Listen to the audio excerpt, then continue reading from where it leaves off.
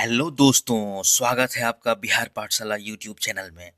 जैसा कि हम जानते हैं, इस चैनल में कक्षा 6 से कक्षा 12 तक सभी सब्जेक्ट्स के page wise, chapter wise free of cost study करने वाले हैं। इसी कड़ी में आज हम हमारी अर्थव्यवस्था भाग 2 यानी कक्षा 10 की सिलेबस इकोनॉमी के बारे में जानेंगे। हमारी अर्थव्यवस्था भाग 2, इसके सबसे पहले कंटेंट्स की बात करें तो पहले अध्याय में हम देखेंगे इकाई 1 में अर्थव्यवस्था एवं इनके विकास का इतिहास।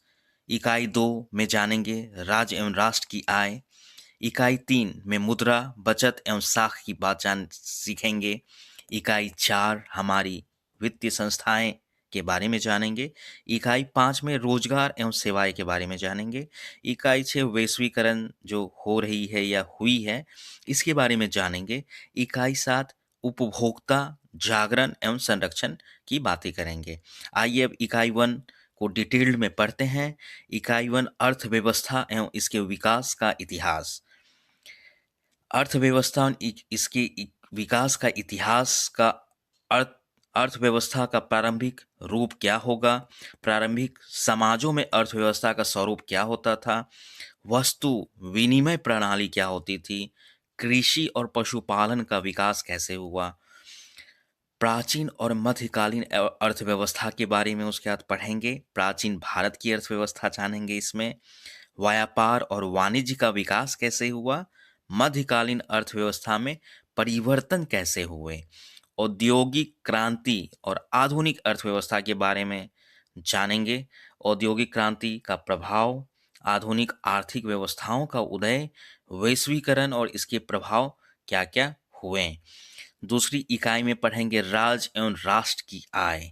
इसमें से हम लोग जानेंगे राज्य की आय के स्रोत क्या क्या हो सकते हैं, कर प्रणाली क्या है, गैर कर राजस्व क्या है, राज्य के ऋण क्या क्या होते हैं और कैसे राज्य को ऋण लेते हैं और ऋण के बारे में जानेंगे।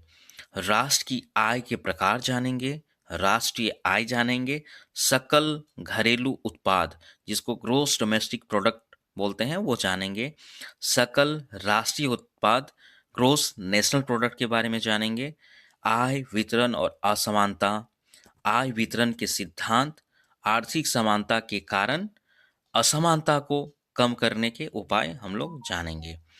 अध्याय 3 या इकाई 3 में मुद्रा, बचत एवं साख की बातें सीखेंगे। इसमें सबसे पहले मुद्रा का विकास कैसे हुआ, मुद्रा का इतिहास, मुद्रा के प्रकार क्या क्या हैं, मुद्रा की कार्य प्रणाली कैसे काम करती है, बचत के रूप क्या हैं, व्यक्तिगत बचत हो सकते हैं, सामूहिक बचत हो सकता है, बचत के लाभ हो सकते हैं।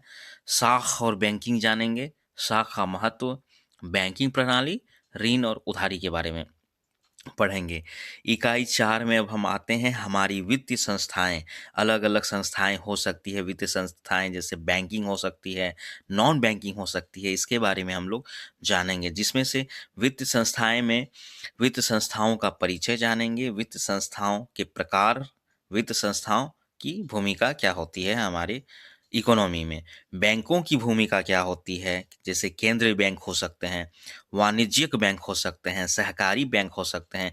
इसी तरह गैर बैंकिंग वित्तीय संस्थाएं, नॉन बैंकिंग फाइनेंशियल इंस्टीट्यूशन जिसको बोलते हैं, वो भी हो सकते हैं, जैसे बीमा कंपनियां होती हैं, म्यूचुअल फंड में हम लोग इन्वेस्ट करते हैं, पेंशन फंड्स होती है, तो इसके बारे में पढ़ेंगे।